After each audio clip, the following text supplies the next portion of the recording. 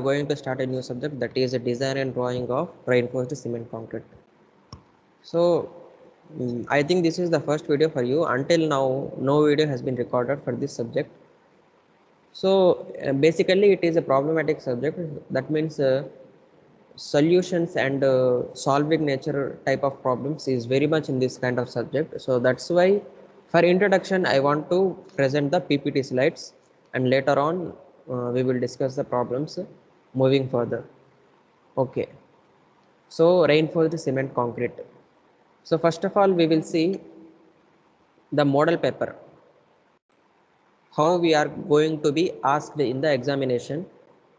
That means what is the exam pattern basically. So for suppose total marks are for 70, there will be two parts, part A and part B. Part A lo two questions istaru, so one question రాయాల్సి వస్తుంది, so one question carries 28 marks.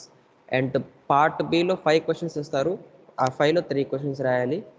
ఆ 3 questions మొత్తం ప్రాబ్లమాటికే ఉంటాయని చెప్పేసి ఏం లేదు, problematic ఉంటాయి, theoretical ఉంటాయి.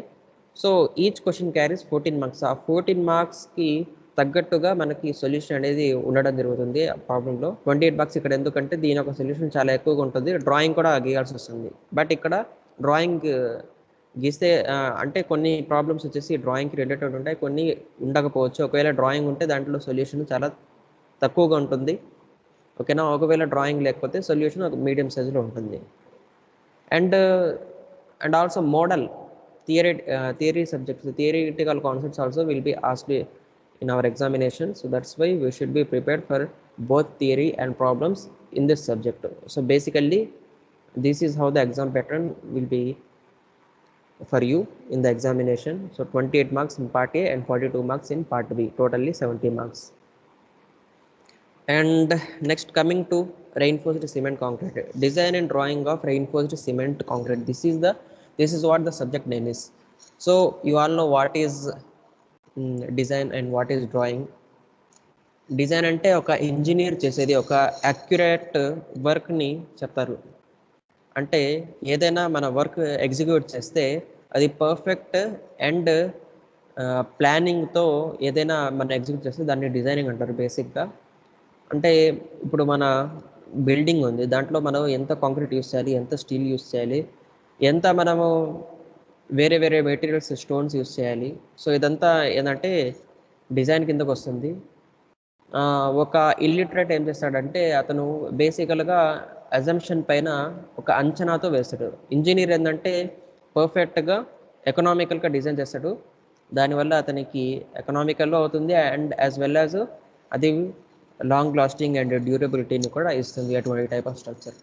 So reinforced cement concrete basically what is reinforced cement concrete means a composite mixture of concrete and steel. ఓకేనా. కాంపోజిట్ అంటే జనరల్లీ కాంపోజిట్స్ అని చెప్పేసి అంటారు కదా, సో డిఫరెంట్ పార్ట్స్ దాంట్లో కంటైన్ అయ్యి ఉండేవి. ఇప్పుడు ఈ reinforced cement concreteలో ఏమున్నాయి డిఫరెంట్ పార్ట్స్, ఒకటి కాంక్రీట్ ఉంది, ఒకటి స్టీల్. ఓకే, కాంక్రీట్తో పాటు ఎప్పుడైతే స్టీల్ని ఉంచుతామో, మిక్స్ చేస్తామో, కాంపోజిట్ మిక్స్చర్గా మనం ప్లేస్ చేస్తామో, అటువంటి టైప్ ఆఫ్ సిమెంట్ కాంక్రీట్ని reinforced సిమెంట్ కాంక్రీట్ అని చెప్పేసి అంటారు. ఇన్ షార్ట్ RCC అని చెప్పేసి అంటారు. Okay, next. Okay, some important codes ఉన్నాయి మన RCCకి సంబంధించి. కోడల్ ప్రొవిజన్ ఏంటంటే IS 456/2000. ఇది ఈ IS 456 దీనికంటే ముందు కూడా కొన్ని ఇండియన్ స్టాండర్డ్ కోడ్స్ ఉండేవి. బట్ ఈ IS 456/2000 ఏంటంటే after all amendments that have been done, it is finalised in 2000 అనమాట. 2000, ఈ 2000 అనేది ఇక్కడ ఇయర్ రిప్రజెంట్ చేస్తుంది. ఓకే, అండ్ ఈ IS 456 IS refers to Indian standards. ఓకేనా. ఆ ఇండియన్ స్టాండర్డ్స్లో 456th ఇండియన్ స్టాండర్డ్ అనమాట. సో అది 2000లో ఎస్టాబ్లిష్ అయింది, బేసికల్గా కన్వే చేయడం జరిగింది కాబట్టి IS 456/2000 దాని యొక్క పేరు. ఇక మిగతా మెటీరియల్స్కి మనం యూస్ చేసే కోడల్ ప్రొవిజన్స్ కూడా ఇక్కడ ఇవ్వడం జరిగింది. స్టీల్కి అయితే IS 800/2007 and pre stressed concrete అయితే IS 1343, design mix okay 10,262, fine and coarse అగ్రిగేట్స్కి IS 383 and design load for buildings and స్ట్రక్చర్స్కి IS 875. అండ్ నెక్స్ట్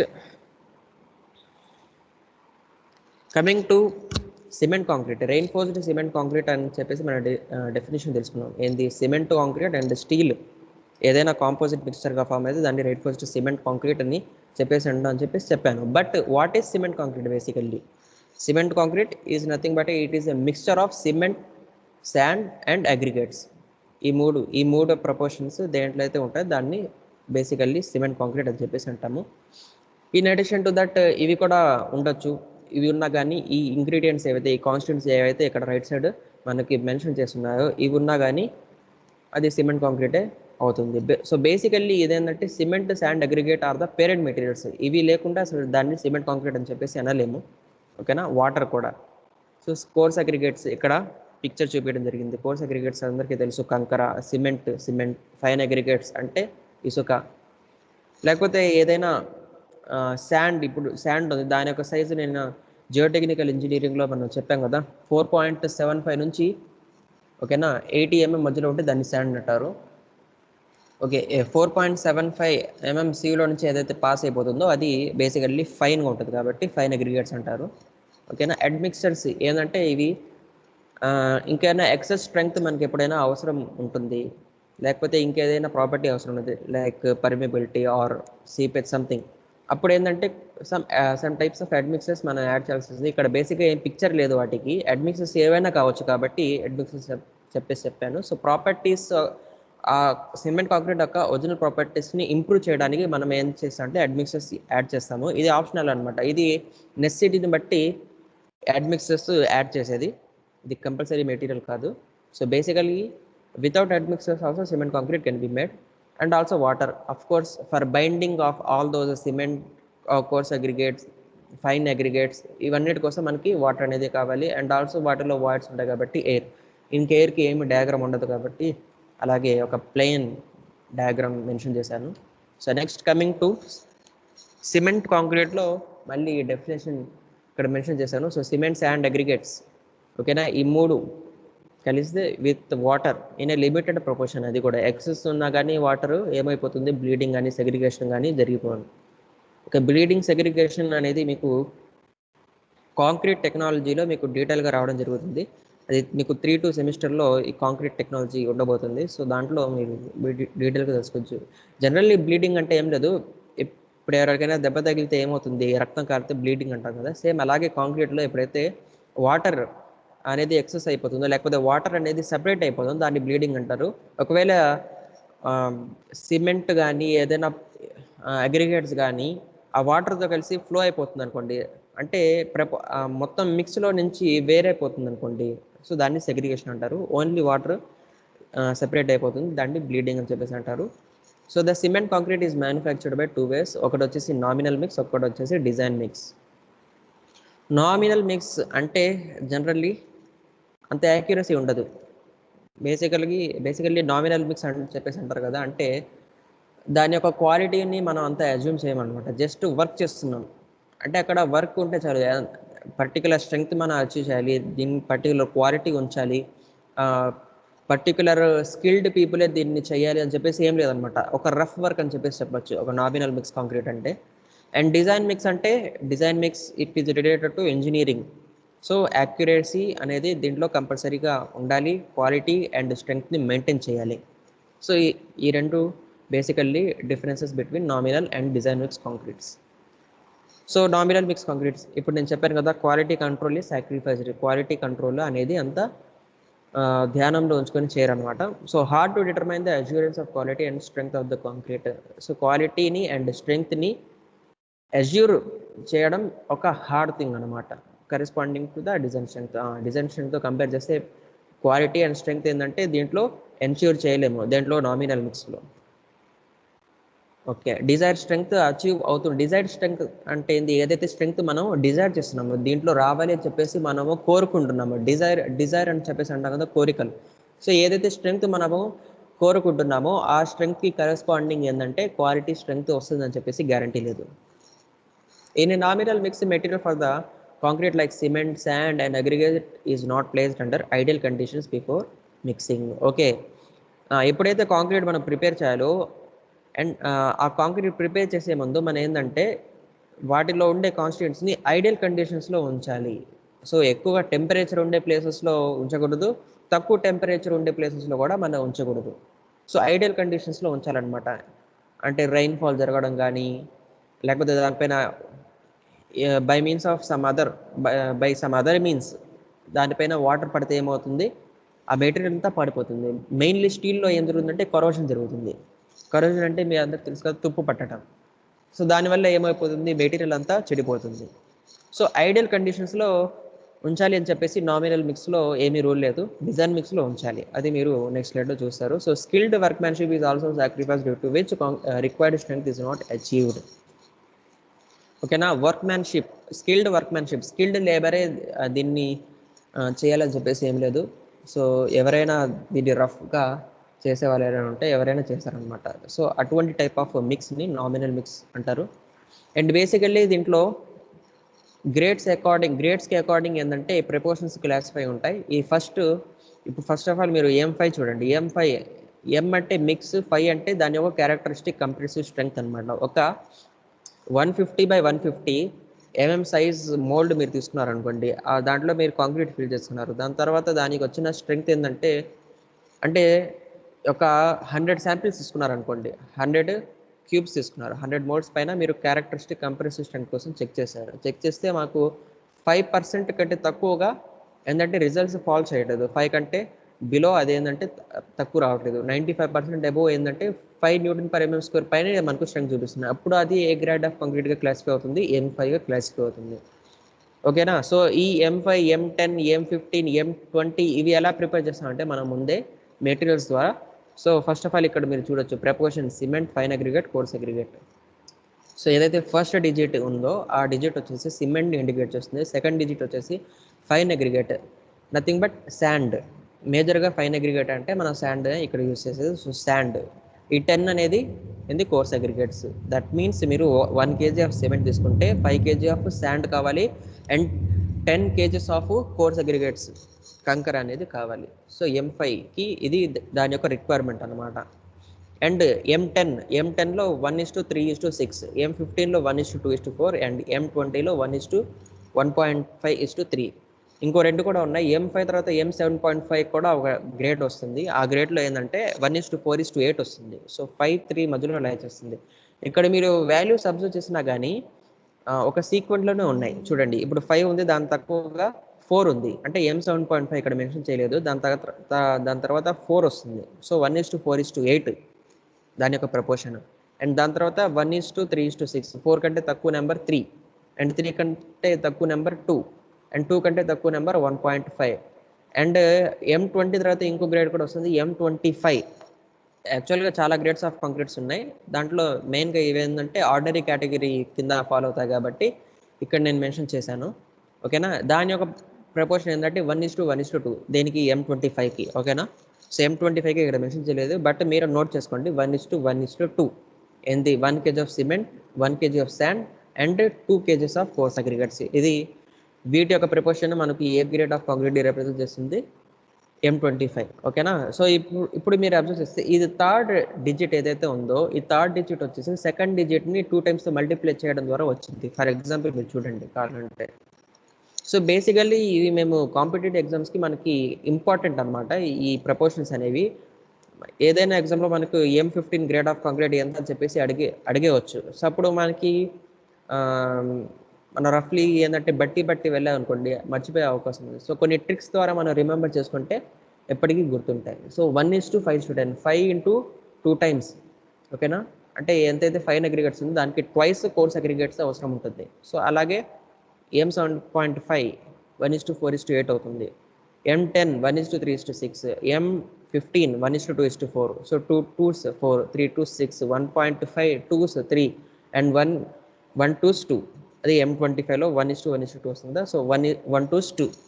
సో ఈ విధంగా సో ప్రతి చోట ఇది ట్వైస్ కానీ రావాలని రూల్ లేదు. ఇది జస్ట్ ఆర్డినరీ కాంక్రీట్లో మాత్రమే వర్క్ అవుతుంది. సో మీరు ఓకే నెక్స్ట్ స్లైడ్లో మీరు చూసినట్టయితే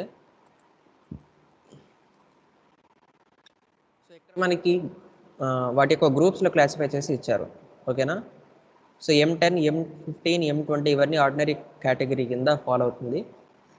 అండ్ M25 నుంచి M60 వరకు స్టాండర్డ్ కాంక్రీట్ అనమాట. M65 నుంచి M100 వరకు హై స్ట్రెంగ్త్ కాంక్రీట్. ఇంతకుముందు స్టాండర్డ్ కాంక్రీట్ అంటే M55 వరకు ఉండేది. ఆఫ్టర్ ద అమెండ్మెంట్ దాంట్లో చేంజ్ చేసి M60ని కూడా ఏందంటే స్టాండర్డ్ కాంక్రీట్ కేటగిరీలో దాన్ని ఇంక్లూడ్ చేశారు. అదర్వైజ్ హై స్ట్రెంగ్త్ కాంక్రీట్లో ఉండేది, బట్ స్టాండర్డ్ కాంక్రీట్లో ఇప్పుడు ఇంక్లూడ్ చేశారనమాట. So that is what I want to say. Okay, coming to now design mix concrete. Okay, what is the design mix? Exactly opposite to nominal mix అనమాట. It is the ideal mix of the concrete for ideal strength. So దాన్ని placing, batching, mixing, transportation అంతా ఏంటంటే ఒక systematic వేలో ఉంటుంది. ఎక్కడ కూడా అంటే సాక్రిఫైసెస్ దాని క్వాలిటీని పట్టించుకోకుండా ఉండదన్నమాట, ఉండము. So materials used like cement, sand, aggregates are always placed under ideal temperature and ideal humidity. ఓకేనా? నామినల్ మిక్స్లో అయితే ఐడియల్ కండిషన్స్లో ఉండాలని చెప్పేసి ఏం లేదు. Skilled workmanship is used to achieve the ideal proportion of the mix. దాంట్లో అయితే స్కిల్డ్ వర్క్మెన్షిప్ అవసరం లేదు, దీంట్లో అయితే అవసరం ఉంది. స్కిల్డ్ వర్క్మెన్షిప్ కావాలి, స్కిల్డ్ లేబర్ కావాలి, అండ్ ఇంజనీర్స్ కూడా కావాలి ఇటువంటి టైప్ ఆఫ్ డిజైన్ మిక్స్కి. And design mix concrete is manufactured the nodal place called batching plants ఉంటాయన్నమాట బేసిక్గా కాంక్రీట్స్ని మ్యానుఫ్యాక్చర్ చేయడానికి. ఆ బ్యాచింగ్ ప్లాంట్స్లో ఏంటంటే ఒక సిస్టమేటిక్ వేలో జరుగుతూ ఉంటుంది. ఒకవేళ ఈ బ్యాచింగ్ ప్లాంట్స్ లేకుండా ఎక్కడైనా బయట వర్క్ చేస్తున్నాం అనుకోండి, ఎవరో అంటే జస్ట్ మిక్స్ చేస్తారు, సో అది నామినల్ మిక్స్ అవుతుంది. డిజైన్ మిక్స్ కోసం ఏంటంటే ఖచ్చితంగా ఏంటంటే స్కిల్డ్ వర్క్మెన్షిప్ ఉండాలి, అండ్ బ్యాచింగ్ ప్లాంట్స్లో అది జరుగుతూ ఉండాలి. Batching is nothing but correct proportions వేసి మిక్స్ చేయడమే. ఆ సిమెంట్, శాండ్, అగ్రిగేట్స్, వాటర్ ఏదైతే ఉంటుందో కరెక్ట్ ప్రపోర్షన్లో ఉంచాలి. అండ్ వాటర్ని ఎంత కలపాలంటే అది వాటర్ టు సిమెంట్ రేషియోలో వస్తుంది. సో దానికి కూడా సర్టెన్ కోడ్స్ ఉన్నాయి, అవి కూడా నేను మీకు చూపిస్తాను. ఓకేనా? And thereafter it is transported to the site through transit mixture. ఓకేనా? బ్యాచింగ్ ప్లాంట్లో ఈ కాంక్రీట్ని ఫస్ట్ ఆఫ్ ఆల్ బ్యాచింగ్ అనేది జరుగుతుంది. దాని తర్వాత ఎక్కడైతే మనం ప్లేస్ చేయాలో ఆ కాంక్రీట్ని ఆ సైట్కి, ఆ బ్యాచింగ్ ప్లాంట్ నుంచి ఆ సైట్కి ట్రాన్స్ఫర్ చేయడం జరుగుతుంది. Okay, during the process of transportation the ideal temperature for the ideal proportion mix is maintained. ఓకేనా? ఐడియల్ టెంపరేచర్ కూడా మెయింటైన్ చేయాలి. ఏదైతే ఐడియల్ ప్రొపోర్షన్ మిక్స్ ఉందో దాని యొక్క ఐడియల్ టెంపరేచర్ మెయింటైన్ చేయాలి ఖచ్చితంగా. అలా కాకుండా ఓవెన్లో పెట్టి తీసుకెళ్తామంటే కుదరదు, ఎందుకంటే అక్కడ ఓవెన్లో టెంపరేచర్ ఎక్కువైపోతుంది. Is maintained through admixers like plasticisers and super plasticisers which do not alter the strength of the mix proportion of concrete but delay the setting time of the concrete. ఓకేనా? స్ట్రెంగ్త్ అయితే స్ట్రెంగ్త్లో ఈ ప్లాస్టిసైజర్స్ ఏవైతే ఉంటాయో, అడ్మిక్సర్స్ like ప్లాస్టిసైజర్స్, super ప్లాస్టిసైజర్స్ ఉంటాయో, ఓకేనా, అవేం చేస్తాయంటే స్ట్రెంగ్త్ని అయితే ఏమీ డిస్టర్బ్ చేయవు, బట్ వాటి యొక్క సెట్టింగ్ టైం ఏదైతే ఉంటుందో, అంటే సిమెంట్ త్వరగా సెట్ అయితేనే కదా హార్డ్ అయ్యేది, అండ్ హార్డ్ అయితేనే కదా మనకు స్టెబిలిటీని ఇచ్చేది. సో కాబట్టి సెట్టింగ్ టైం అనేది పెంచేస్తాయి అనమాట. హాఫ్ అన్ అవర్లో సెట్ అవ్వాల్సింది 2 hours, ఆ విధంగా సెట్టింగ్ టైంని పెంచేస్తాయి అనమాట. Next characteristic compressive strength. ఓకేనా? క్యారెక్టరిస్టిక్ కంప్రెసివ్ స్ట్రెంగ్త్ ఇందాక చెప్పాను కదా, 5% ఆఫ్ టెస్ట్ రిజల్ట్స్ ఒకవేళ కాంక్రీట్కి ఫాల్ చేయట్లేదు, ఏ నెంబర్ కంటే తక్కువగా ఫాల్ చేయట్లేదు. ఫర్ ఎగ్జాంపుల్ నేను M10 గ్రేడ్ ఆఫ్ కాంక్రీట్ తీసుకున్నాను. M10 గ్రేడ్ ఆఫ్ కాంక్రీట్ 1:3:6 ప్రపోర్షన్తో నేను మిక్స్ చేసి 150/150 క్యూబ్ మోల్డ్స్లో నేను ప్లేస్ చేసి 28 డేస్ తర్వాత 28 డేస్ దాకా నేను క్యూరింగ్ ఉంచేసి దాని తర్వాత నేను వాటి యొక్క స్ట్రెంగ్త్ అనేది చెక్ చేశాను అనమాట UTM మిషన్ ద్వారా. ఇక్కడ వెనక కనిపిస్తుంది కదా, ఇదే UTM మిషన్ అనమాట. ఈ UTM మిషన్లో చెక్ చేసిన తర్వాత ఏదైతే 10 ఉందో, M10 అంటే 10 Nm² కదా, మిక్స్ ఫర్ 10 Nm². సో 10 కంటే తక్కువగా కొన్ని ఫాలో అవుతాయి అన్నమాట. ఆ కొన్ని 10 కంటే తక్కువగా ఉండేవి 5% కంటే ఎక్కువ ఉండకూడదు.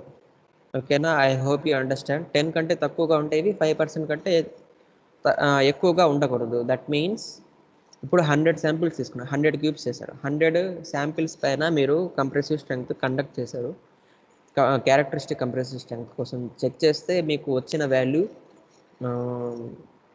10, 10.1, 10.2, 10.3 ఈ విధంగా 10 అబోనే ఉంటాయి.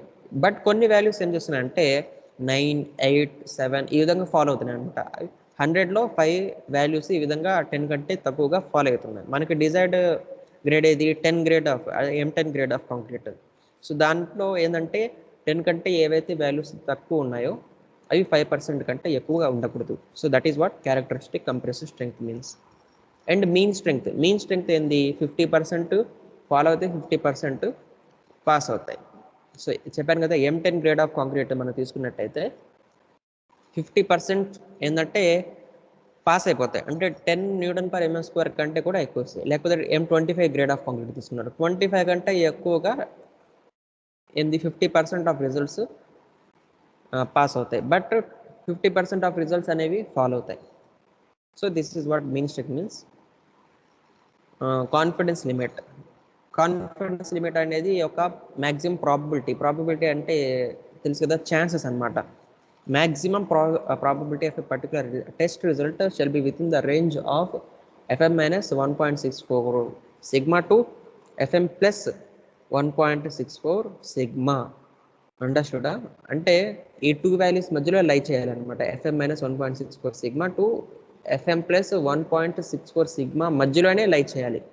ఓకేనా? ఫర్ ఎగ్జాంపుల్ మనకి మీన్ స్ట్రెంగ్త్ తెలుసు, దాని ద్వారా ఈ స్టాండర్డ్ డీవియేషన్ కూడా వాల్యూ తెలుసు అనుకోండి. సిగ్మా అంటే ఇక్కడ standard deviation refers to the mean strength నుంచి ఎంత డీవియేట్ అవుతుంది మన వాల్యూ అనేది చెప్పేదే ఈ స్టాండర్డ్ డీవియేషన్ అనమాట. సో ఇక్కడ మీరు చూడొచ్చు FM దాని యొక్క ఫార్ములా వచ్చేసి FCK plus 1.64 sigma. So basically ఒక గ్రాఫ్ తీసుకొని నెంబర్ ఆఫ్ టెస్ట్స్ మనం కండక్ట్ చేస్తాం కదా. సో 1, 2, 3, 4, 5 ఎన్ని నెంబర్ ఆఫ్ టెస్ట్ కండక్ట్ చేస్తే ఆ విధంగా మనం ఏంటంటే ఈ వై యాక్సిస్లో తీసుకుంటాం.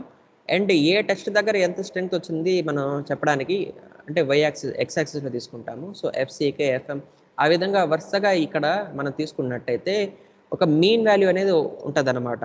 సో మ్యాక్సిమం వాల్యూ దగ్గర మనకు మీన్ వాల్యూ వస్తుంది. ఓకేనా? ఆ మీన్ వాల్యూ దగ్గర మనం ఏం చేస్తామంటే FMగా డినోట్ చేస్తాం. సో చెప్పాను కదా 50% రిజల్ట్స్ అనేవి పాస్ అయిపోతే 50% రిజల్ట్స్ అనేవి ఫాలో అవుతాయి.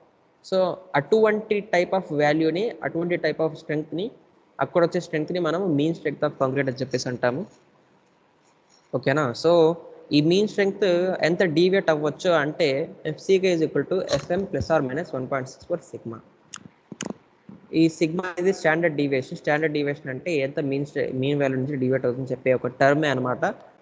సో FMలో నుంచి 1.64 సిగ్మా తీసేస్తే ఎంత ఉంటుందో సో అంతా ఇటు సైడ్ పోతుంది, దాన్ని యాడ్ చేస్తే ఇటు సైడ్ పోతుంది. సో ఇక్కడ వరకు ఈ రేంజ్ వరకు ఏంటంటే దాని యొక్క కాన్ఫిడెన్స్ లిమిట్ అనమాట. సో ఓకే, యూజ్ చేయొచ్చు కాంక్రీట్ అని చెప్పేది కాన్ఫిడెన్స్ లిమిట్. సో దీన్ని ఎక్సీడ్ అయితే అంటే FM - 1.64 సిగ్మాకి ఇటు లెఫ్ట్ సైడ్ వెళ్ళిపోయినా కానీ FM ప్లస్ 1.64 సిగ్మాకి రైట్ సైడ్ వెళ్ళిపోయినా కానీ అప్పుడు ఏంటంటే కాన్ఫిడెన్స్ లిమిట్ని ఎక్సీడ్ చేసినట్టు. అటువంటి టైప్ ఆఫ్ కాంక్రీట్ మళ్ళీ యూజబుల్ కాదు. ఓకేనా? This is what confidence limit is. This is what mean strength and probabilistic curve is basically you want to know. Okay, coming to next term, Young's modulus of elasticity of concrete.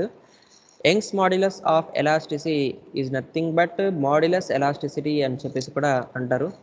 ఓకేనా? Basically మీరు strength of materials చదువుతున్నప్పుడు మీరు ఈ టర్మ్తో familiar అయి ఉంటారు. So stress is proportional to strain అని చెప్పేసి with in the proportionality limit what stress is directly proportional to strain. ఇప్పుడు ఆ ప్రపోర్షనాలిటీని మనం తీసేయడానికి ఏదైనా సమ్ కాన్స్టెంట్ టర్మ్ని ఉంచాలి. అంటే ప్రపోర్షనాలిటీ రిమూవ్ చేసి ఈక్వల్ టూని ఉంచడానికి మీరేం చేయాలి? ఏదైతే స్ట్రెయిన్ ఉందో దాన్ని ఒక కాన్స్టెంట్ టర్మ్తో మల్టిప్లై చేయాలి. ఆ కాన్స్టెంట్ టర్మ్నే ఇక్కడ చెప్పేది యంగ్స్ మాడ్యులస్ లేకపోతే మాడ్యులస్ ఎలాస్టిసిటీ. ఓకేనా? సో ఫర్ కాంక్రీట్ ఆ మాడ్యులస్ ఎలాస్టిసిటీ ఎంత అంటే 5000 √FCK. ఇది ఒక స్టాండర్డ్ ఫార్ములా అనమాట. దీన్ని బై హార్ట్ మీరు రిమెంబర్ చేసుకోవాలి. చాలా కాంపిటేటివ్ ఎగ్జామ్స్లో మనకు ఇది అడగడానికి అవకాశం ఉంటుంది. Young's modulus of concrete, Young's modulus of steel. ఓకేనా? యంగ్స్ మాడ్యులస్ ఆఫ్ స్టీల్ కూడా చెప్తాను, వచ్చే స్లైడ్స్లో చూపిస్తాను. Okay, present Young's modulus of concrete వచ్చేసి 5000 √FCK. FCK అంటే characteristic compressive strength. For example మీరు M25 గ్రేడ్ ఆఫ్ కాంక్రీట్ ఇచ్చేసి దాని యొక్క యంగ్స్ మాడ్యులస్ ఆఫ్ ఎలాస్టిసిటీ కనుక్కోమని చెప్పేసి అన్నారు. సో మీరేం చేస్తారు? FCK అనేది క్యారెక్టరిస్టిక్ కంప్రెసివ్ స్ట్రెంగ్తే కదా. ఓకేనా. సో M25 ఈ 25లో ఈ 25 ఏంది క్యారెక్టరిస్టిక్ కంప్రెసివ్ స్ట్రెంగ్త్. సో మీరు ఈ రూట్లో మీరు పుట్ చేస్తారు. సో దాని ద్వారా EC is equal to 5000 root 25 వస్తుంది. సో రూట్ 25 వాల్యూ 5, దాని ద్వారా 25,000 Newton per mm square. So for M25 grade of concrete, Young's modulus of elasticity is equal to 25,000 Newton per mm square. Okay, now this is the point you have to remember. And coming to ఇందాక చెప్పాను కదా various గ్రూప్స్గా classify చేశారు. So grades of concrete బట్టి గ్రూప్స్లో classify చేశారు. Ordinary, standard, high strength concrete. So M10 నుంచి M20 మధ్యలో ఉంటే దాన్ని ఆర్డినరీ టైప్ ఆఫ్ కాంక్రీట్ అంటారు. అండ్ స్టాండర్డ్ కాంక్రీట్ M25 నుంచి M60. ఓకేనా. హై స్ట్రెంగ్త్ కాంక్రీట్ కోసం M65 నుంచి M100 మధ్యలో ఉంటుంది. ఈ పక్కన థర్డ్ కాలంలో ఏదైతే మనకు డిస్ప్లే అయిందో అది ఏంటంటే ఈ క్యారెక్టరిస్టిక్ కంప్రెసివ్ స్ట్రెంగ్త్ అనమాట. 150 mm క్యూబ్స్ పైన మనము ఓకేనా 150 mm సైజ్ క్యూబ్స్ ఏదైతే ఉంటారో అంటే స్క్వేర్ షేప్లోనే ఉంటాయి కదా. 150 దాని యొక్క లెంగ్త్, దాని యొక్క బ్రెడ్త్, దాని యొక్క హైట్, అదే దాని యొక్క హైట్, దాని యొక్క బ్రెడ్త్ అంతా ఏంది 150 mm ఉంటుంది. సో అందుకే వాటిని క్యూబ్స్ అన్నారు, లేకపోతే క్యూబ్స్ అనేవాళ్ళు కాదు. సో ఇక్కడ ఉండే వాల్యూసే 10, 10, 15, 15, 20, 20. ఆబ్వియస్లీ ఇక్కడ ఉండే వాల్యూస్ మనకి క్యారెక్టరిస్టిక్ కంప్రెసివ్ స్ట్రెంగ్త్ రిప్రజెంట్ చేస్తారు. సో అదే ఇక్కడ మళ్ళీ థర్డ్ కాలంలో డిస్ప్లే చేస్తారు. ఇప్పుడు the important point that you have to note is the minimum grade of concrete that we should use for RCC.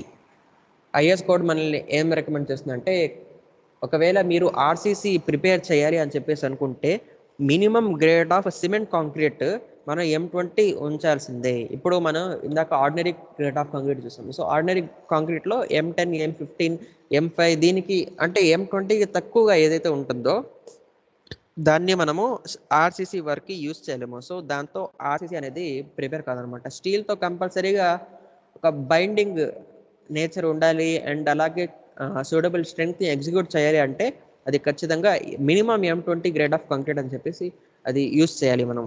ఇంకా దీనికంటే ఎక్కువ కూడా ఎంతైనా ఉండొచ్చు. M25, M30, M35, M40 ఇలా ఈ విధంగా పెంచుకుంటూ ఎంతైనా గ్రేడ్ మనం పెట్టచ్చు. But M20 is compulsory. M20 కంటే తక్కువగా మనం ఆర్సీసీలో యూజ్ చేయాలి. Okay, coming to Young's modulus of elasticity. ఓకేనా. స్ట్రెస్ని వై యాక్సిస్లో అండ్ స్ట్రెయిన్ని ఎక్స్ యాక్సిస్లో తీసుకుంటే ఈ విధంగా మనకు కర్వ్ అనేది రావడం జరుగుతుంది. ఓకేనా. ఆ కర్వ్ పైన మనం ఒక ట్యాంజెంట్ గీసేస్తే ఓకేనా దాన్ని మనం ఆ ట్యాంజెంట్ గీసిన ఏదైతే పాయింట్ ఎక్కడైతే కర్వ్ దగ్గర మీట్ అవుతుందో ఆ పాయింట్ నుంచి మన ఒరిజిన్ దాకా స్ట్రైట్ లైన్ డ్రా చేస్తే దాన్నే కార్డ్ అని చెప్పేసి అంటారు. సో బేసికల్లీ జస్ట్ తెలుసుకుంటే చాలు, అదంత ఇంపార్టెంట్ కాదు. ఓకేనా. So Young's modulus of elasticity of concrete is also called as Young's modulus of elasticity at origin. So concrete యొక్క ఈ ఏంది కాంక్రీట్ యొక్క యంగ్స్ మాడ్యులస్ ఎంతంటే ఏదైతే ఆరిజిన్ దగ్గర ఉండే యంగ్స్ మాడ్యులస్ ఉందో అదే. So that value is EC is equal to 5000 root FCK. And అలాగే యంగ్స్ మాడ్యులస్తో పాటు ఇంకో టర్మ్ ఏమొస్తుందంటే secant Young's modulus of concrete. So secant Young's modulus of elasticity of concrete slope of line joining any point with the origin. ఏదైతే slope of line ఉంటుందో origin దగ్గర ఉంటే ఏ point దగ్గర ఓకేనా ఆరిజిన్తో ఏ పాయింట్ నుంచి అయినా జాయిన్ చేసినా కానీ దాన్ని secant Young's modulus of elasticity అని చెప్పేసి అంటారు. టాంజెంట్ యంగ్స్ మాడ్యులస్ అంటే స్లోప్ ఆఫ్ ద టాంజెంట్, ఏదైతే టాంజెంట్ డ్రా చేసామో దాని యొక్క స్లోప్ అనమాట. కర్వ్ అయినా ఏదైనా మనం టాంజెంట్ డ్రా చేసాం అనుకుంటే దాని యొక్క స్లోప్ని ఏ విధంగా dy/dxతో రిప్రజెంట్ చేస్తారు కదా. సో బేసికల్లీ అదే స్లోప్. ఆ స్లోప్ ఏదైతే ఉందో అదే టాంజెంట్. ఆ స్లోప్ దగ్గర మనకు ఎంతైతే వాల్యూ వస్తుందో అదే tangent Young's modulus of elasticity. ఒకవేళ ఆరిజిన్ దగ్గరకు వస్తే అది secant Young's modulus of elasticity. Next coming to effect of creep. Okay, ఈ effect of creep of concrete మీరు చూసినట్టే క్రీప్ అంటే జనరల్గా ఏంది ఏదైతే డెడ్ లోడ్స్ ఉంటాయి కదా ఆ డెడ్ లోడ్స్ వల్ల ఏమవుతుందంటే వాటిలో పర్మనెంట్ డిఫార్మేషన్స్ అనేవి వచ్చేస్తాయి అనమాట. So the permanent deformation coming with respect to the consecutive loading. ఇప్పుడు రైల్వేస్లో కూడా క్రీప్స్ అంటారు. రైల్వేస్ ఏదైతే రైల్స్ ఉంటాయో, పట్టాలు ఉంటాయి కదా, దానిపైన ట్రైన్ అలాగే ఫర్ నెంబర్ ఆఫ్ డేస్ అక్కడే ట్రైన్ ఉండి ఆగిపోయింది అనుకోండి, సో ఏమవుతుంది, ఆ రైల్స్లో కూడా క్రీప్ అనేది వచ్చేస్తుంది, ఒక పర్మనెంట్ డిఫార్మేషన్ అనేది వచ్చేస్తుంది. ఓకేనా, అది మళ్ళీ వన్ టైప్ ఆఫ్ ఫెయిల్యూర్గా కన్సిడర్ చేస్తుంది. సో ఎప్పుడైతే లోడ్ పడుతుందో రైల్స్ పైన, అదేం చేయాలి, అప్పటికప్పుడే పాస్ అయ్యి వేరే పాయింట్లో వెళ్ళిపోవాలి. సో దానికి ఒక సర్టెన్ ఎలాస్టిక్ లిమిట్ ఉందనుకోండి, సో ఆ షేప్ డిఫార్మ్ అయినా కానీ మళ్ళీ లోడ్ రిమూవ్ చేసిన వెంటనే ఆ షేప్ని రీటైన్ చేసుకుంటుంది. ఫర్ ఎగ్జాంపుల్ ఈ విధంగా లోడ్ పడుతుంది, లోడ్ పడి ఆ రైల్స్ అనేవి ఈ విధంగా అయ్యాయి అనుకోండి, మళ్ళీ వన్స్ లోడ్ రిమూవ్ అవ్వగానే అది దాని ఒక ఒరిజినల్ షేప్లో వచ్చేస్తుంది. సో క్రీప్ ఏంటంటే, ఇక్కడ నా హ్యాండ్స్ని మీరు అబ్జర్వ్ చేస్తుంటే, ఈ creep refers to whenever the load is incurred on that material, what happens, the rail will bend or the rail will deform, rail will subjected to deformation. ఓకేనా, ఆ రైల్ అనేది డిఫార్మేషన్కి subject అవుతుంది. సో ఇంకా load అనేది అక్కడ remove కావట్లేదు, అలాగే కన్సిక్యూడ్ అలాగే ఉంది దానిపైన, లేకపోతే కన్సిక్యూడ్ పడుతుంది, లేకపోతే కాన్స్టెంట్గా ఉంటుంది, అలాగే ఉంటుంది. సో ఆ డిఫార్మేషన్ అనేది ఫర్ సమ్ టైమ్ ఏమవుతుంది, ఆ లోడ్ రిమూవ్ అయినా కానీ ఇలాగే ఉండిపోతుంది, మళ్ళీ ఇలా రాదనమాట. So that refers to creep. ఆ క్రీప్ అనేది కాంక్రీట్ పైన ఏం ఎఫెక్ట్ చూపిస్తుంది, ఒకవేళ క్రీప్ మనం కన్సిడర్ చేస్తే, సో ఓకేనా, ఒక క్రీప్ కోఎఫిషియంట్ అని చెప్పేసి ఉంది. ఒకవేళ 7 days ఉండి ఉంటే ఏజ్ ఆఫ్ లోడింగ్ అనేది 2.2 అవుతుంది, 28 days ఉంటే 1.6 ఉంటుంది క్రీప్ కోఎఫిషియంట్. ఓకేనా, 1 year ఉంటే 1.1 అవుతుంది. ఓకేనా, అదే సార్ ఎక్కువ లోడింగ్ ఉంటే ఎక్కువ క్రీప్ కోఎఫిషియంట్ ఉండాలి కదా, ఎక్కువ డిఫార్మేషన్ ఉంది. ఆబ్వియస్లీ ఎక్కువ లోడింగ్ ఉంటే డిఫార్మేషన్ వస్తుంది, బట్ ఏజ్ ఆఫ్ లోడింగ్ ఇక్కడ అడిగింది, age of loading. So 7 days వరకు అలాగే ఉంచామనుకోండి, దాంట్లో వచ్చే డిఫార్మేషన్ కొంచెం ఎక్కువ ఉంటుంది. 28 days ఉంటే దానికి ఇంకా అలవాటు అయిపోయి ఉంటుంది అనమాట, ఆ లోడ్ని బేర్ చేసే అంతగా. సో అది అంత పెరగాల్సిన, ఎలా అయితే 7 daysకి అది ర్యాపిడ్గా పెరిగిందో, అలా 28 daysకి అది పెరగదు అనమాట. సో అంత స్పీడ్తో పెరగకపోయినా కొంచెం పెరుగుతుంది. So that's why that is 1.6. And అలాగే 1 yearతో ఇంకా దానికి అలవాటు అయిపోయి ఉంటుంది ఆ లోడింగ్కి.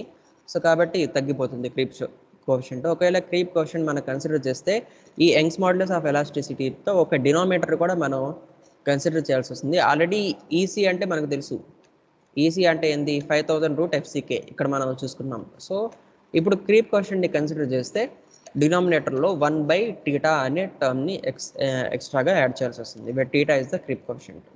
ఓకేనా, క్రీప్ కోఎఫిషియంట్ అనేది ఏంది, ఏజ్ ఆఫ్ లోడింగ్ బట్టి వేరీ అవుతూ ఉంటుంది.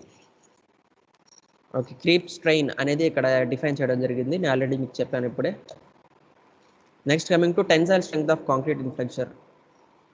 ఓకేనా, ఏదైతే క్యారెక్టరిస్టిక్ కంప్రెసివ్ స్ట్రెంగ్త్ ఉందో దాని యొక్క రూట్లో 70% చేస్తే అది టెన్సైల్ స్ట్రెంగ్త్ చెప్తుంది.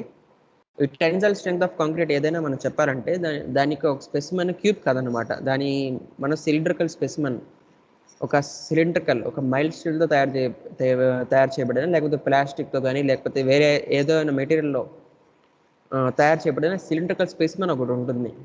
సో దానికి సర్టన్ హైట్ అనేది ఉంటుంది, అండ్ రౌండ్ షేప్లో, దాని యొక్క క్రాస్ సెక్షన్ చూసినట్టే సర్కిల్ షేప్లో ఉంటుంది. బేసిక్గా సిలిండర్ అని చెప్పేసి అంటారు వాటిని. సో దాంతో మనము ఈ టెస్ట్ని చేస్తాం అనమాట, tensile strength of concrete with respect అంటే క్యారెక్టరిస్టిక్ కంప్రెసివ్ స్ట్రెంగ్త్. దీనికి రిలేషన్షిప్ ఏంటంటే FCT is equal to 0.7√FCK. Next coming to very important topic, ఇది stress strain curve for mild steel. Okay, so ఏదైనా మైల్డ్ స్టీల్ తీసుకున్నా, ఇక్కడ mild steel, ఓకేనా, ఒక mild steel తీసుకున్నా, దీని యొక్క ఒరిజినల్ షేప్ ఇది. ఫస్ట్ ఏదైతే డయాగ్రామ్ ఉందో ఇది దీని యొక్క ఒరిజినల్ షేప్. ఒకవేళ మీరు యారోని నోటీస్ చేసినట్టయితే ఈ విధంగా ఉందన్నమాట. ఇప్పుడు మనం ఏం చేసామంటే లోడ్ దానిపైన ఇవ్వడం మొదలు పెట్టామన్నమాట. సో Y యాక్సిస్లో స్ట్రెస్ని తీసుకున్నాం అండ్ X యాక్సిస్లో స్ట్రెయిన్ని తీసుకున్నాం. ఇప్పుడు మీరు అబ్జర్వ్ చేయండి, ఓకేనా, లోడ్ డెవలప్ అయ్యే కొద్ది ఏమవుతుంది, స్ట్రెస్ కూడా డెవలప్ అవుతుంది. దాంట్లో stress is nothing but the internal deformation అనమాట. Internal resistance. ఎప్పుడైతే మనము ఏ మెటీరియల్ పైన లోడ్ అప్లై చేస్తే దాంట్లో సమ్ ఇంటర్నల్ రెసిస్టెన్స్ ఉంటుంది. ఒక Newton's third law of motion అని చెప్పేసి ఒక లా ఉంది కదా, every action has equal and opposite reaction అని చెప్పేసి. సో మనం లోడ్ అప్లై చేస్తే దేన్ని ఏ మెటీరియల్ పైన కానీ అది అక్కడి నుంచి కదలకుండా ఒక రెసిస్టెన్స్ అనేది అప్లై చేయాలి, అప్పుడే అది అక్కడి నుంచి కదలకుండా ఉంటుంది. ఒకవేళ అది రెసిస్టెన్స్ అనేది అప్లై చేయలేకపోయింది అనుకోండి, అదే అయిపోతుంది, ఈ లోడ్తో పాటు అది కూడా మూవ్ అయిపోతుంది, డిఫార్మేషన్ అనేది వచ్చేస్తుంది దాంట్లో. సో ఆ బాడీ స్టేబుల్గా ఉండడానికి ఎంతైతే రెసిస్టెన్స్ ఇస్తుందో దాన్నే ఇంటర్నల్ రెసిస్టెన్స్ అంటారు. సో ఆ internal resistance with respect to the cross section ఏరియానే మనం స్ట్రెస్ అని చెప్పేసి అంటాము. సో లోడ్ పెంచుతూ ఉండే కొద్దీ స్ట్రెస్ అనేది పెరుగుతూ ఉంటుంది. అండ్ స్ట్రెయిన్ అనేది ఏ విధంగా వేరీ అవుతుందో చూడండి. సో ఫస్ట్ ఆఫ్ ఆల్ మనం స్ట్రెస్ సమ్ సూటబుల్ వాల్యూకి మనం ఇంక్రీజ్ చేసాం అనమాట. స్ట్రెస్ ఇంక్రీజ్ చేస్తూ పోయాం. సో స్ట్రెయిన్ కూడా లైట్గా ఇంక్రీజ్ అవుతుంది. ఓకేనా. సో ఈ proportionality up to A point దాకా వచ్చాం. ఏ పాయింట్ దాకా మనం స్ట్రెస్ పెంచుతూ పోయాం, దట్ మీన్స్ లోడింగ్ ఇస్తూ పోయాం. అప్పుడు దాకా స్ట్రెస్ అండ్ స్ట్రెయిన్ అనేది ప్రపోర్షనల్గా ఉంటాయి అనమాట. అంటే స్ట్రెస్ పెరుగుతూ ఉంటే స్ట్రెయిన్ కూడా పెరుగుతూ ఉంటుంది, అదే ప్రపోర్షనాలిటీ అంటే. ఓకేనా, గుర్తుపెట్టుకోండి. ఇన్వర్స్లీ ప్రపోర్షనాలిటీ అంటే స్ట్రెస్ పెంచుతూ ఉంటే స్ట్రెయిన్ తగ్గుతూ ఉంటుంది, అది ఇన్వర్స్లీ ప్రపోర్షన్. ఇక్కడ ఏంటంటే ప్రపోర్షనాలిటీ లిమిట్. సో ఇక్కడ వరకు ఏంటంటే stress is proportional to strain. Hooke's law valid అనమాట ఇక్కడ వరకు. హుక్స్లా స్ట్రెంగ్త్ ఆఫ్ మెటీరియల్స్లో చదువుంటారు కదా. Hooke's law states that within the proportionality limit stress is directly proportional to strain అని చెప్పేసి. సో ఏ పాయింట్ వరకు ప్రపోర్షనాలిటీ లిమిట్, అక్కడ వరకు ఏంటంటే స్ట్రెస్ పెంచుతూ ఉండే కొద్దీ స్ట్రెయిన్ కూడా పెరుగుతుంది. సో ఆ పెరగడం ఎంతైనా కానీ, లైట్గా పెరిగినా కానీ హెవీగా పెరిగినా కానీ యూనిఫామ్గా పెరుగుతుంది. ఓకేనా, ఏ వరకు అలా జరుగుతుంది. నెక్స్ట్ బి వరకు నెక్స్ట్ ఇంకా స్ట్రెస్ పెంచితే కర్వ్ ఇంకా లీనియర్గా రాకుండా కొంచెం పారాబోలిక్ షేప్లో వస్తుంది. ఇక్కడ వరకు ఏ పాయింట్ వరకు కర్వ్ మనం చూసినట్టే స్ట్రైట్గా లీనియర్గా ఉంది, బట్ ఏ నుంచి బీకి వెళ్ళేసరికి పారాబోలిక్ షేప్లో అయిపోయింది. ఓకేనా, సమ్ కర్వేచర్ అనేది ఎగ్జిస్ట్ చేస్తుంది. సో బి వరకు ఏంటంటే ఎలాస్టిక్ లిమిట్, అక్కడ వరకు ఎలాస్టిక్ లిమిట్ అనమాట. సో దీన్ని ఎలాస్టిక్ రీజియన్ అని చెప్పేసి అంటారు. ఇప్పుడు ఎలాస్టిక్ రీజియన్ అంటే ఏంది? ఎలాస్టిక్ లిమిట్ అన్నా కానీ ఎలాస్టిక్ రీజియన్ అయినా కానీ ఏ రీజియన్లో అయితే మన లోడ్ అప్లై చేసిన దాని తర్వాత వెంటనే లోడ్ రిమూవల్తో, అంటే లోడ్ అప్లై చేస్తే దాంట్లో ఒక టెంపరీ డిఫార్మేషన్ అనేది వచ్చింది. లోడ్ రిమూవ్ చేయగానే ఆ టెంపరీ డిఫార్మేషన్ తొలగిపోయి దాని యొక్క ఒరిజినల్ షేప్లోకి వచ్చేసింది. ఇప్పుడు రబ్బర్ బ్యాండ్ ఉంది, దాన్ని పట్టుకొని లాగితే ఏమవుతుంది? అది కూడా ఎక్స్పాండ్ అవుతుంది. ఎంతైతే ఎక్స్పాండ్ అవుతుంది ఒకసారి వదిలేసాం అనుకో దాని ఒక ఒరిజినల్ షేప్లో వస్తుంది. బట్ మనం అవసరం కంటే ఎక్కువగా దాంట్లో స్ట్రెస్ ఇచ్చాము, అంటే లోడ్ ఇంప్రూవ్ చేస్తూ, టెన్సైల్ లోడ్ని ఈ విధంగా ఇంప్రూవ్ చేస్తూ వెళ్ళిపోయాను. సో దాంట్లో ఏమొస్తుంది? పర్మనెంట్ డిఫార్మేషన్ అనేది వచ్చేస్తుంది. అంటే దాని యొక్క ఒరిజినల్ షేప్ని అది మెయింటైన్ చేయలేదు, అటువంటి టైప్ ఆఫ్ లోడింగ్ ఉంటుంది అనమాట. సో ఎక్కడైతే బాడీ దాని యొక్క ఒరిజినల్ షేప్ని రిటైన్ చేసుకోగలుగుతుందో, ఓకేనా, so that reason is known as elastic reason. That limit is known as elastic limit. ఓకేనా, ఏ అండ్ బి వరకు మీకు క్లారిటీ వచ్చి ఉంటుంది. అండ్ బి ఇంకా నేను లోడ్ పెంచుతూ పోయాను, అంటే స్ట్రెస్ పెరుగుతుంది. స్ట్రెస్ పెరుగుతూ అప్పర్ ఈల్డింగ్ పాయింట్ వరకు వెళ్ళిందనమాట, అంటే సి. ఇక్కడ ఏం జరుగుతుందంటే దాంట్లో బాడీలో ఒక పర్మనెంట్ డిఫార్మేషన్ అనేది వచ్చేస్తుంది. ఓకేనా, ఇక్కడ ఈ పాయింట్ దగ్గరికి వెళ్ళేసరికి స్లిప్పేజ్ ఆఫ్ కార్బన్ ఐటమ్స్ అనేది జరుగుతుంది. ఎందుకంటే ఇది మైల్డ్ స్టీల్ కదా. మైల్డ్ స్టీల్ ఏంది? స్టీల్ అండ్ కార్బన్ ఒక కలయికే. స్టీల్ అండ్ కార్బన్ని కలిపితేనే మైల్డ్ స్టీల్ అయ్యేది. సో కార్బన్ ఐటమ్స్ అనేది స్లిప్పేజ్ అవుతుంది అనమాట. అప్పుడు స్ట్రెస్ అనేది అమాంతరంగా తగ్గిపోతుంది. అంటే లోడ్ మనమే పెంచకపోయినా కానీ స్ట్రెస్ అనేది తగ్గిపోతుంది. సో స్ట్రెస్ తగ్గిపోతుంది అండ్ ఒక్కసారిగా మనం ఏం చేయకుండానే స్ట్రెయిన్ అనేది పెరిగిపోతుంది అనమాట ఆ పాయింట్ దగ్గర. ఇవన్నీ టైం బట్టి జరుగుతూ ఉంటాయి. ఓకేనా, ఒక్కసారిగా స్ట్రెయిన్ ఇంత పెరిగిపోతుంది, ఈల్డింగ్ అనేది వచ్చేసింది దాంట్లో. ఓకేనా, ఈ ఈల్డింగ్ ఎక్కడైతే వచ్చేసి స్ట్రెయిన్ పెరిగిపోతుందో ఆ యొక్క రీజియన్ని మనం ఈల్డ్ ప్లాట్యూ అని చెప్పేసి అంటాం. ఏ విధంగా అయితే ఇక్కడ ఎలాస్టిక్ రీజియన్ చెప్పేసి అన్నానో, ఇక్కడ ఈ ఒక రీజన్, ఈ పర్టికులర్ రీజన్ C'-D అనే ఒక రీజన్ వచ్చేసి ఈల్డ్ ప్లాట్యూ అని చెప్పేసి అంటారు. అక్కడ ఏం జరుగుతుంది? స్ట్రెయిన్ అనేది ఒక్కసారిగా పెరిగిపోతుంది. Sudden increase in strain is observed in yield plateau. Okay, ఇంకా నేను లోడ్ పెంచాను, సో స్ట్రెస్ పెరుగుతుంది. దాని తర్వాత స్ట్రెస్ పెరిగి స్ట్రెయిన్ అనేది హార్డ్ అయిపోతుంది అనమాట. నేను లోడ్ అయితే అప్లై చేస్తున్నాను, బట్ అది ఎక్స్పాండ్ కావట్లేదు, హార్డ్ అయిపోతుంది అనమాట. చాలా గట్టిగా అయిపోతుంది. సో దాన్నే మనం స్ట్రెయిన్ హార్డెనింగ్ అని చెప్పేసి అంటాము. సో ఇక్కడ స్ట్రెస్ అనేది పెంచినా కానీ స్ట్రెయిన్ అనేది హార్డ్ అయిపోతుంది. సో స్ట్రెయిన్ హార్డ్ అయింది. దాని తర్వాత కూడా ఇంకా నేను పెంచుతూనే ఉన్నాను.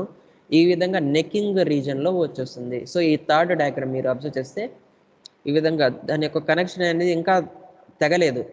ఓకేనా, దాని కనెక్షన్ ఇంకా తెగలేదు. బట్ ఏమైపోతే నెక్కింగ్ రీజన్ అయిపోతుంది. ఇంకా అక్కడి నుంచి ఈజీగా అయిపోతుంది అనమాట. దాని తర్వాత ఈ నెక్కింగ్ రీజన్ నుంచి ఎఫ్ పాయింట్ దగ్గర ఏమైపోతుంది, ఫెయిల్యూర్ అయిపోతుంది. ఇక్కడ మీరు లాస్ట్ డయాగ్రామ్ చూసినట్టయితే ఇదే ఫెయిల్యూర్.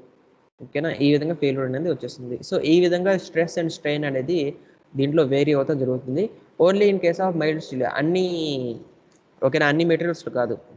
మైల్డ్ స్టీల్ ఉంది, క్యాస్ట్ ఐరన్ వేరేది, మళ్ళీ ఓకేనా, ప్యూర్ ఐరన్ ఉంది, రాట్ ఐరన్ ఉంది, డిఫరెంట్ టైప్స్ ఆఫ్ మెటీరియల్స్ ఉన్నాయి. వాటికి డిఫరెంట్ టైప్స్ ఆఫ్ కర్వ్స్ అనేవి వస్తాయి. But we are using mild steel only here because concrete ideal material for mixing with cement concrete for making reinforced concrete is mild steel only. That's why we are studying here for mild steel only. Okay, next types of steel. Okay, mild steel, medium steel, high strength steel. Okay, mild steel ఇప్పుడు మనం study దాని గురించి చూసాం, దాని యొక్క stress strain curve ఏ విధంగా vary అవుతుంది అని చెప్పేసి. ఓకేనా, మైల్డ్ స్టీల్ ఏంటంటే ఓన్లీ ఎఫ్ఈ 250, మెయిన్లీ 3 గ్రేడ్స్ ఉంటాయి కదా, ఎఫ్ఈ 250, ఎఫ్ఈ 415, ఎఫ్ఈ 500. మీరు ఇది సెకండ్ సెమిస్టర్లో design and drawing of steel structures వస్తుంది, అప్పుడు మీరు వీటి గురించి ఇంకా స్టీల్ గురించి ఇంకా డీటెయిల్గా చదువుతారు. సో ప్రజెంట్ మీరు తెలుసుకోవాల్సింది ఏంటంటే స్టీల్లో కూడా 3 టైప్స్ ఉంటాయి, స్టీల్లో కూడా 3 గ్రేడ్స్ ఉంటాయి. ఏ విధంగా కాంక్రీట్లో గ్రేడ్స్ ఉంటాయో M10 నుంచి M100 వరకు మనం చూసాం కదా, M5 నుంచి యాక్చువల్గా M5 నుంచి M100 వరకు మనం చూసాము. అదేవిధంగా ఇక్కడ స్టీల్లో కూడా గ్రేడ్స్ ఉంటాయి, ఎఫ్ఈ 250, ఎఫ్ఈ 415, ఎఫ్ఈ 500. ఓకేనా, ఏవైతే మైల్డ్ స్టీల్ ఉందో దాంట్లో మనం యూస్ చేసే ఒక గ్రేడ్ వచ్చేసి ఎఫ్ఈ 250 మాత్రమే, ఎఫ్ఈ 250 మాత్రమే.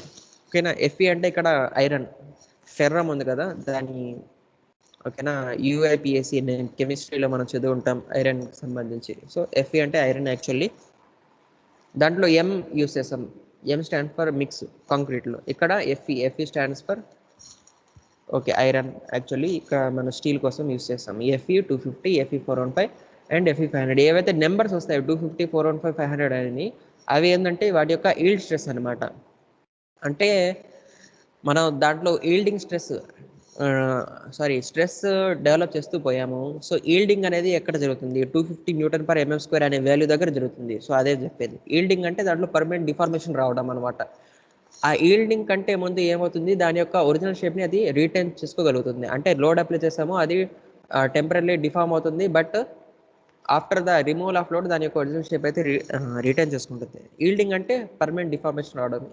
ఇంత స్ట్రెస్ నేను అప్లై చేస్తూ పోయాను, దాంట్లో పర్మనెంట్ డిఫార్మేషన్ రావడం స్టార్ట్ అయింది. ఏదైతే పాయింట్ స్టార్ట్ అయిందో పర్మనెంట్ డిఫార్మేషన్ని ఇవ్వడం స్టార్ట్ చేస్తుందో ఆ పాయింట్ మనం ఈల్డ్ స్ట్రెస్ అని చెప్పేసి అంటాము. So that is 250 here for mild steel. ఓకేనా, so permissible tensile strength, permissible tensile stress and strength ఎంత ఉండాలంటే in case of stress in tension for steel, stress in steel for tension, stress of steel in tension, that is sigma st. Sigma అంటే ఇక్కడ stress, s అంటే steel, t అంటే tension. ఓకేనా, okay, stress of steel in tension, ఇక్కడ stress of steel in compression. Sigma SC అంటే stress of steel in compression, sigma ST అంటే stress of steel in tension. So మనం basically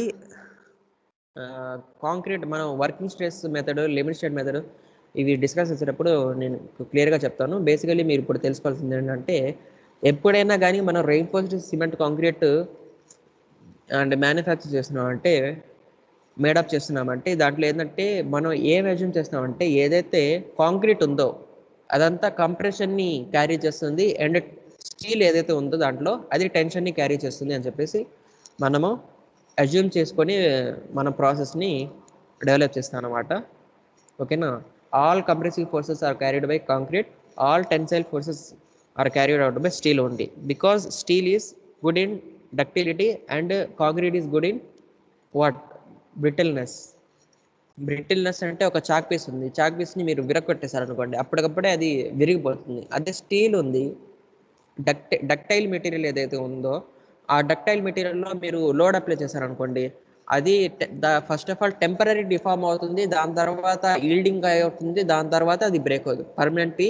ఈ two joints అనేవి ఇక్కడ joint అనేది break అయిపోయి ఏమవుతుంది, పర్మనెంట్ డిఫార్మ్ అవుతుంది. సో ఇన్ని స్టేజెస్ జరుగుతాయి అనమాట. ఈ డక్టిలిటీ ఏంటంటే before the permanent deformation it will be subjected to the temporary deformation. ఓకేనా, it will be subjected to the expansion also temporary deformation.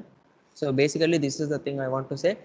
So sigma st up to and including 20 dia bars. ఓకేనా, ఏవైతే reinforcement bars ఉంటాయి కదా, మనం చూసుంటాం ఏదైనా building construct చేసేటప్పుడు దాంట్లో కాలమ్స్లో మనం ఏం చేస్తామంటే ఫస్ట్ ఆఫ్ ఆల్ బార్స్ అనేది ప్లేస్ చేస్తాం అనమాట కాంక్రీట్తో పాటు. ఏవైతే ఆ బార్స్ స్టీల్ బార్స్ ఉంటాయో వాటి యొక్క డయామీటర్ వేరే వేరేగా ఉంటాయి కదా, 8 mm నుంచి 6 mm బార్స్ కూడా ఉంటాయి. ఓకేనా, 8 mm ఉంటుంది, 10 mm ఉంటుంది, 12 mm, 16 mm, 14 mm ఉండదు, బట్ 16 mm, 20 mm, మధ్యలో 18 ఉండదు. ఆ విధంగా వేరీ పోతూ ఉంటాయి అన్నమాట దాని యొక్క డయామీటర్స్.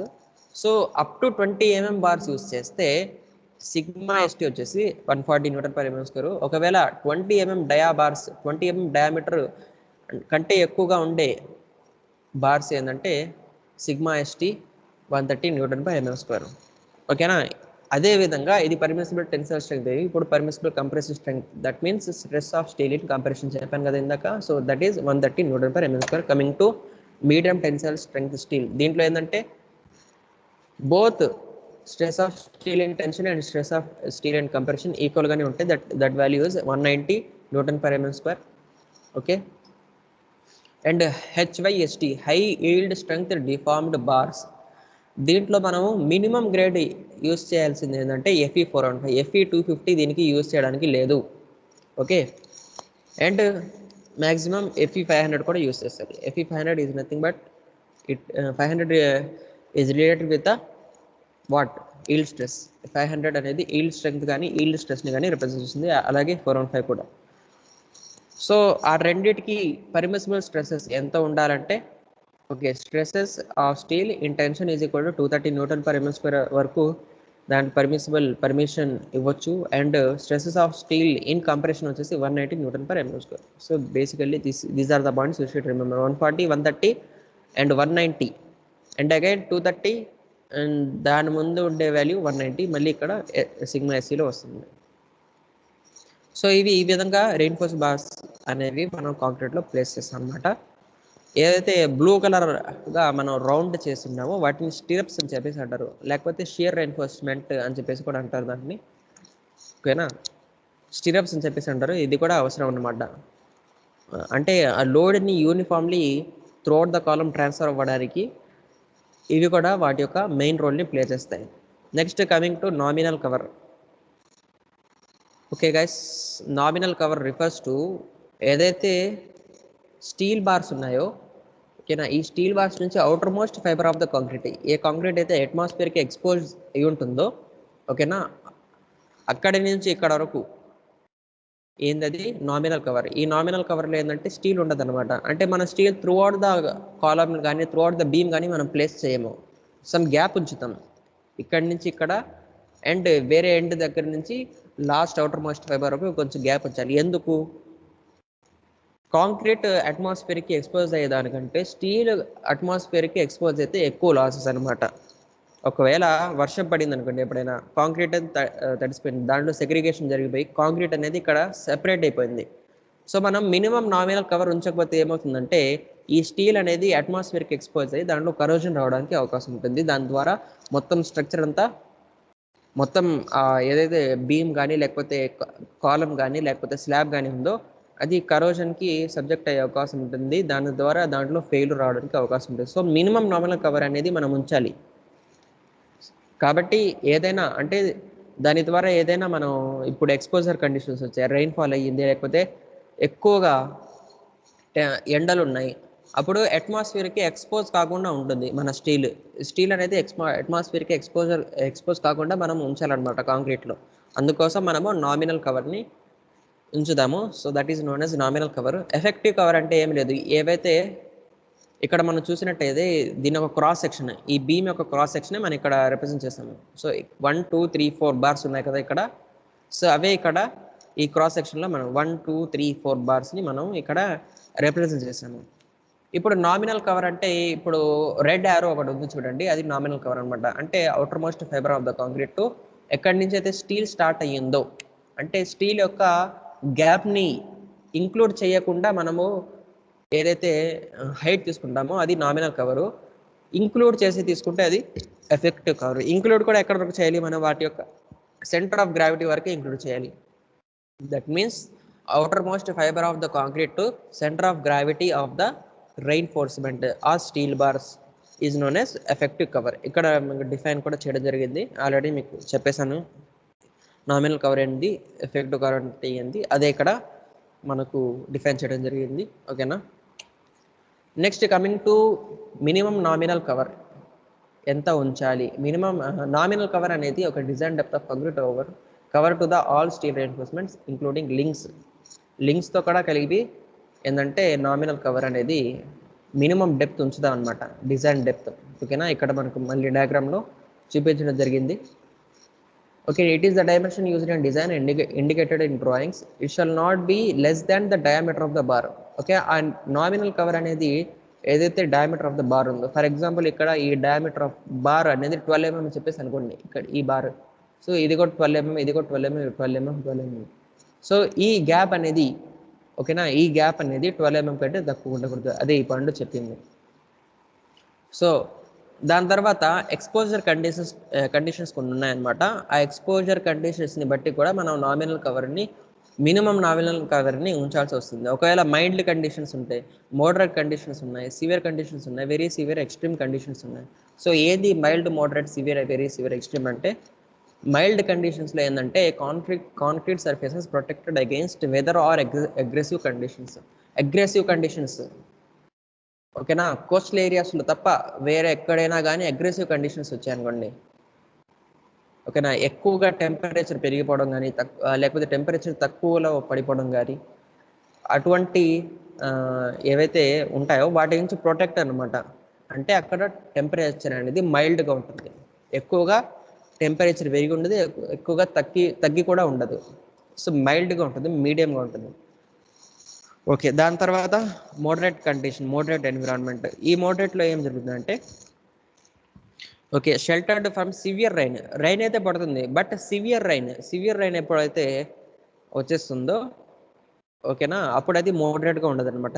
రైన్ మామూలుగా జనరల్ రైన్ అన్నంత వరకు పడితే ఎక్కడైనా కానీ అక్కడ కాంక్రీట్ ఉంటే ఆ concrete subjected to moderate conditions అని చెప్పేసి అంటాం. బట్ సివియర్ రైన్ అయిందా అది మళ్ళీ సివియర్ కండిషన్స్లో వచ్చేస్తుంది. ఓకేనా.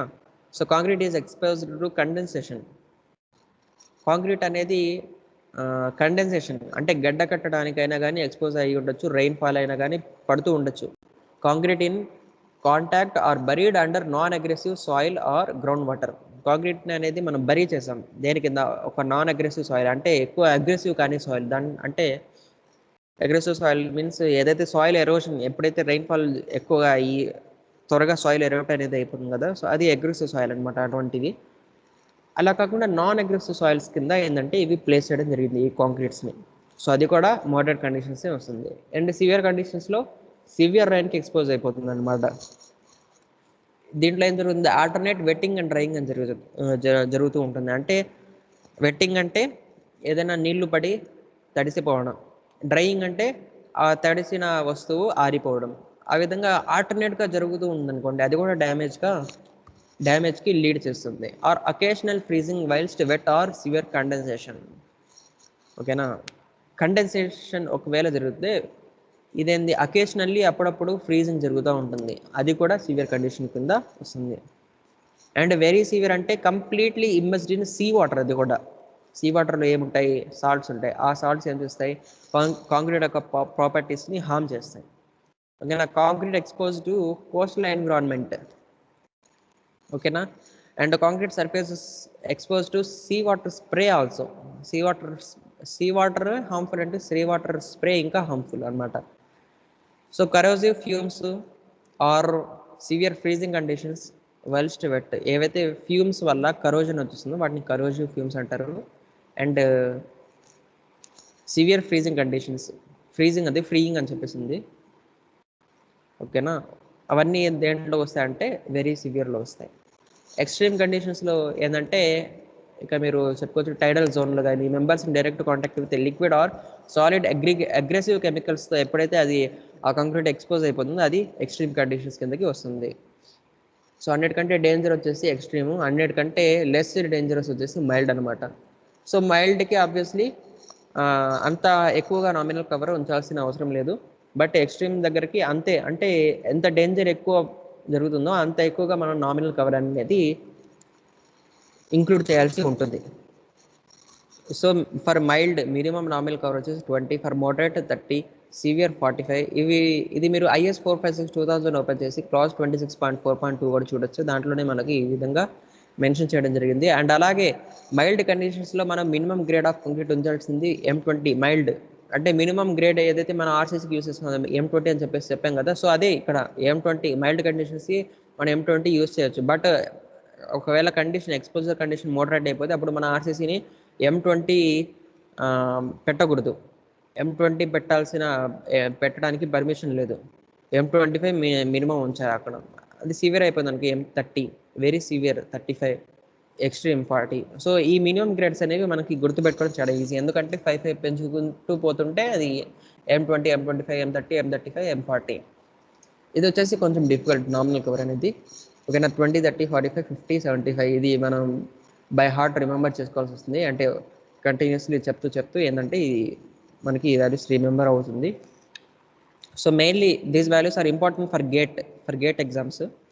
చాలా అడుగుతాడు అనమాట, మినిమం నామినల్ కవర్ ఎంత ఉంచాలి and minimum grade of concrete for mild conditions ఎంత, మోడరేట్ కండిషన్స్ ఎంత, వేరియస్ ఎక్స్పోజర్ కండిషన్స్ ఉన్నాయి కదా, దాన్ని బట్టి ఎంత ఉంచాలి అని చెప్పేసి ఫ్రీక్వెంట్లీ అడుగుతూ ఉంటాడు గేట్ ఎగ్జామ్స్లో కానీ, SSC కానీ, RRB కానీ, ఏ కాంపిటేటివ్ ఎగ్జామ్స్లో వెళ్ళినా కానీ. Next coming to the minimum value of cover in mild exposure for these, ఓకేనా. మైల్డ్ ఎక్స్పోజర్కి మనం ఎంత ఉంచాలి, 20 mm నామినల్ కవర్ ఉంచాలి అని చెప్పేసి అన్నాం కదా.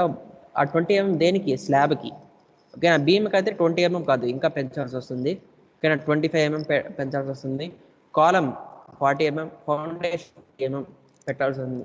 So this are only mild exposure conditions వరకు మాత్రమే. వన్స్ మోడరేట్ అయిపోయింది అప్పుడు మనం ఆబ్వియస్లీ పెంచాల్సి వస్తుంది. ఫర్ ఎగ్జాంపుల్ ఇక్కడ మోడరేట్ అయిపోయింది, సో ఎంత పెంచాలి, 10 పెంచద్దు, సో దాంట్లో కూడా 10 పెంచాలి. అండ్ సివియర్ అయిపోయింది, ఇక్కడ ఎంత పెంచాలి, 15 పెంచాలి, సో అక్కడ కూడా 15 పెంచాల్సి వస్తుంది. ఆ విధంగా స్లాబ్, బీమ్, కాలం, ఫౌండేషన్. ఎందుకు స్లాబ్ అన్నిటికంటే పైన ఉంటుంది, సో తక్కువ ఫోర్సెస్ని క్యారీ అవుట్ చేస్తుంది. అండ్ ఆ క్యారీ చేసే ఫోర్సెస్ అన్ని బీమ్ పైన ట్రాన్స్ఫర్ చేసేస్తుంది. అండ్ బీమ్ ఏం చేస్తుంది, ఆల్రెడీ స్లాబ్ పైన ఉండే ఫోర్సెస్ని కూడా అండ్ స్లాబ్ యొక్క ఫోర్స్ని కూడా క్యారీ అవుట్ చేయాలి, స్లాబ్ యొక్క లోడ్ని కూడా క్యారీ అవుట్ చేయాలి. అండ్ దానికంటే ఎక్కువగా కాలం తీసుకుంటుంది. కాలం బీమ్ కింద ఉంటుంది కదా, సో బీమ్ యొక్క అండ్ స్లాబ్ యొక్క లోడ్స్ తీసుకుంటుంది, దానిపైన ఎక్స్టర్నల్ లోడ్స్ని కూడా తీసుకుంటుంది. అండ్ ఫౌండేషన్ అన్నిటికంటే కింద ఉంటుంది, అండ్ ఫౌండేషన్ పైన ప్లింత్ ఉంటుంది, column, beam, slab, external loads అన్నీ ఉంటాయి. సో అన్నిటికంటే ఎక్కువ లోడ్ ఫౌండేషన్ క్యారీ అవుట్ చేస్తుంది కాబట్టి అన్నిటికంటే ఎక్కువగా మినిమం నామినల్ కవర్ దీనికి ఉంచాల్సి వస్తుంది. And minimum grade of concrete used in construction. ఇందాక నేను చెప్పాను కదా మినిమం గ్రేడ్ ఆఫ్ కాంక్రీట్ మనం ఎంత యూజ్ చేయాలో, ఆ వాల్యూ వచ్చేసి 1 minute. M20 grade of concrete minimum RCC use చేయాలని చెప్పేసి. అండ్ అలాగే వేరియస్ ఇదిగోండి ఇక్కడ minimum grade of concrete for RCC work M20. And coming to the various materials like PCC work. PCC అంటే ప్లెయిన్ సిమెంట్ కాంక్రీట్ అనమాట. Plain cement కాంక్రీట్లో minimum L15 use చేయాలి. వాటర్ ట్యాంక్స్కి అయితే M20, PCC subjected to sea water M20, RCC subjected to sea water M30, ఇంకా pre stressed concrete M40 and post tension జోన్లో M30 minimum use చేయాల్సి వస్తుంది. So ఇక్కడ వాటర్ సిమెంట్ రేషియో అనేది ఇవ్వడం జరిగింది. సో ఇది ప్లెయిన్ సిమెంట్ కాంక్రీట్కి, ఇది రెయిన్ఫోర్స్డ్ సిమెంట్ కాంక్రీట్కి water cement ratio and minimum cement content కూడా ఇవ్వడం జరిగింది. ఇది ప్లెయిన్ సిమెంట్ కాంక్రీట్ మన ఆర్సీసీలో ఇంపార్టెంట్ కాదు, మనం రిమెంబర్ చేయాల్సింది ఈ వాల్యూస్ అనమాట. Reinforced cement concrete. ఇందాక ఏదైతే ఎక్స్పోజర్ కండిషన్స్ చెప్పానో అవి కూడా మీరు IS 456/2000లో చూడొచ్చు. సో క్లాస్ నెంబర్ వచ్చేసి 8.2.2 ఓపెన్ చేస్తే మీకు కోడల్ ప్రొవిజన్లోనే దొరుకుతాయి. సో ఎగ్జామ్లో వీటి నుంచి ఒక 14 మార్క్స్ క్వశ్చన్ కూడా అడగొచ్చు. ఈ వేరియస్ ఎక్స్పోజర్ కండిషన్స్లో వేరియస్ ఎన్విరాన్మెంట్లో ఏ విధంగా ఎక్స్పోజర్ కండిషన్స్ ఉంటాయి అని చెప్పేసి. సో మీరు యాజ్ ఇట్ ఈస్ కోడల్ బుక్లో మీరు కాపీ చేసుకు రాయొచ్చు. సో IAS 456 ఏంటంటే మీరు ఎగ్జామ్లో కూడా క్యారీ అవుట్ చేయొచ్చు. ఎగ్జామ్లో ఇది కూడా అలౌడ్ అనమాట. సో దాంట్లో ఒకవేళ క్వశ్చన్ అలా అడగడం జరిగితే మీరు ఈ క్లాజ్ ఓపెన్ చేసి దీంట్లో యాజ్ ఇట్ ఈస్ ఏదైతే మ్యాటర్ ఉందో అది మీరు కాపీ చేసి మీ ఎగ్జామ్ ఆన్సర్ షీట్లో రాయొచ్చు. సో ఇంతవరకు అయితే పర్మిషన్ ఉంది. నెక్స్ట్ ఇక రెయిన్ఫోర్స్డ్ కాంక్రీట్లో చూసినట్టయితే మినిమం గ్రేడ్ ఆఫ్ కాంక్రీట్ ఇందాక మనం చూసుకున్నాం. Free water cement ratio, maximum free water cement ratio మనం ఎంత కలపారంటే 0.55. అంటే 1 kg ఆఫ్ సిమెంట్కి 550 ml. ఓకే, అంతే కదా, 50 ml ఆఫ్ వాటర్ యాడ్ చేయాల్సి వస్తుంది. అండ్ అలాగే మోడరేట్కి 0.5, సివియర్కి 0.45. అంటే రేషియో బేసిక్గా అనమాట. 1 kgకి 550 0.55 ml 0.55 లీటర్స్ ఆఫ్ వాటర్ అంటే 550 ml అవుతుంది. ఆ విధంగా ఈ water cement ratio grade exposure condition బట్టి వేరీ అవుతూ ఉంటుంది కాంక్రీట్లో. అండ్ మినిమం సిమెంట్ కంటెంట్ ఓకేనా. మైల్డ్ అండ్ మోడరేట్కి ఏంటంటే మన సిమెంట్ వచ్చేసి 300 per మీటర్ క్యూబ్ ఆఫ్ వాల్యూమ్లో 300 kgs కంపల్సరీగా యూస్ చేయాలి. ఓకేనా, మినిమం అది అనమాట. దానికంటే ఎక్కువగా యూస్ చేయొచ్చు, బట్ దానికంటే తక్కువగా వెళ్ళకూడదు. So minimum per metre cube 300 kgs of cement మనం యూస్ చేయాల్సిందే దాంట్లో రెయిన్ఫోర్స్డ్ సిమెంట్ కాంక్రీట్లో అండ్ మైల్డ్ ఎక్స్పోజర్ కండిషన్లో. ఒకవేళ డేంజర్ అనేది పెరిగింది అంటే మైల్డ్, మోడరేట్, సివియర్ ఆ విధంగా వెళ్ళింది అంటే డేంజర్ పెరుగుతుంది. సో డేంజర్ పెరిగితే మనం సిమెంట్ అనేది పెంచాల్సి వస్తుంది. సో అది ఎంత పెంచాలంటే 320. సో మైల్డ్ అండ్ మోడరేట్కి అయితే 300, దాని తర్వాత మీరు ఇంకా 20 పెంచుతూ పోవాలి. సో 320, 340, 360 ఈ విధంగా. So this is a trick just to remember. Otherwise ఈ ట్రిక్స్ అనేవి మనకి మ్యాండేటరీ కాదనమాట. 20 పెంచు పోవాలని చెప్పేసి ఏం రూల్ లేదు.